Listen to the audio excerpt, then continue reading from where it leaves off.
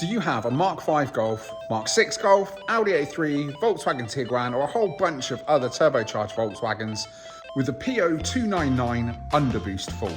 Well, in this quick video, I'm going to show you the steps we went through to fix this for under £50 within about an hour.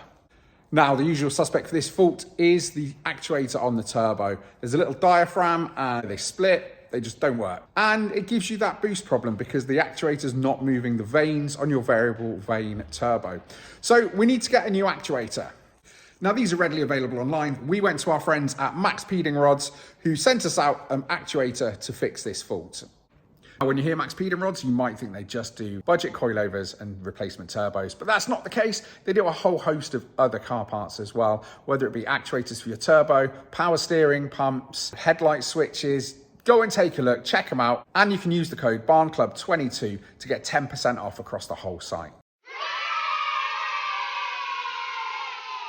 Now, we had the wife's Tiguan in the workshop the other day for this very same fault. So let's have a quick look through and see exactly how we got on and the steps we took to swap this over. So simple, you could do it on your driveway at home. Now, before you get started, make sure the car is nice and cold. You're going to be working around the turbo and it is super hot. So the last thing you want to do is end up burning your hands on a red hot turbo. So make sure the car is nice and cool, hasn't been driven for a good few hours, and then you're good to go. So first things first, you need to take out the air box and the air intake.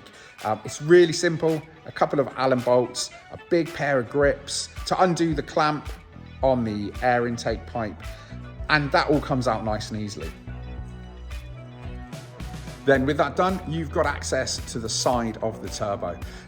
Now you can see you've got the actuator here. Now there's a vacuum line, you need to pop that off, and then you've got these 3 bolts in the side that you need to take out. It's nice and straightforward. Now the reason you do that is to lift the actuator up so you can get a socket underneath.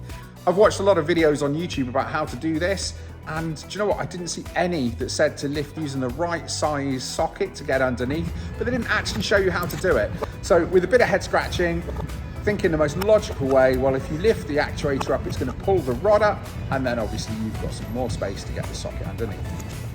Now, with that 10mm undone, you need to remove the old actuator. It just slides up.